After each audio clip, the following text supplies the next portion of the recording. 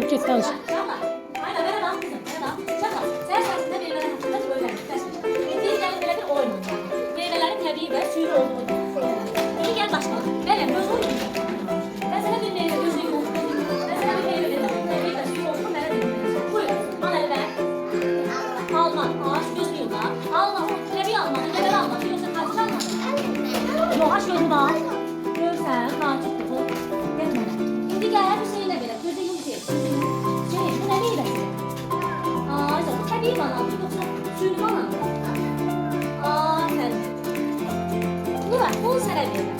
Aa, bu nerede bu var? Ne meyvesi bu? Alma. Tabii yemeli de onu var. Yoksa yemeli değil. Bu var. Yemeli de yemeli değil kızım. Aynen. Bu ne? Aa, şey. Alo hocam. Tabii aldı. Yoksa aa, ne gel? Bu ne meyvesi? Bu gel. Bu ne meyvesi? Bu ne meyvesi? Bu tamam.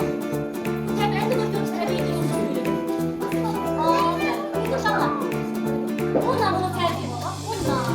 Bunu tercih et inşallah. Bak bu meyveyle bu meyveyle tercih et. Meryem. Bak bundan bunu tercih et. Bu genelde tabii ki. Bu ise şeftali suyu. Aa, tamam. Bu ne meyvesi? Bak gel. Allah geçer. Eyvah. Yani bu görüntü meyveli yoksa. Aa, tamam. Çok çeşitli meyveler şey. Ama ben de meyveli değil misin? Aa, ben meyvesi formasını deneyeceğim. Ama bu aşında da kaç ediyor. Bunlar dışarı çıkacak ama bu yüzleri böyle olur. İçin meyve olur. Aa, bunlar meyvesi insanlar için çok faydalı. Valla kuş olur, bak kuş olur. Bak canlar. Aynen bana da bunu yesen. Nar yesen, narın tadı nece olur? Bilmem sen, nar turş olur. Kırmızı deneler olur, al deneler olur var. Hem şirin nar olur, hem de kırmızı kuşmeze nar olur. Ama nar çok yerli bir meyve. Tamam?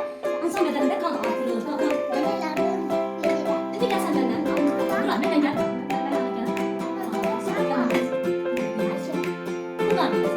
Elime bak. Bunlar meyvesi. Gel burada nar göstereyim. Gel burada nar göstereyim. Bak burada da nar. Burada da nar meyvesi var. Bir ayağını çayma. Gel nar göstereyim. Tamam evet bu nar. Burada da hazır meyvelerimizin çıkardığı. Meyve meyvesi hazır. Aa, es almamazsın. Sen de göster almalıyım. Aa, es heyva. Aa, bir de neler size var. Tamam. Ben de bu meyveler tanıyorsun. Ne meyve? Bu istemez. Heyva. Canım nerede ne istiyorsun? Bak ben de bu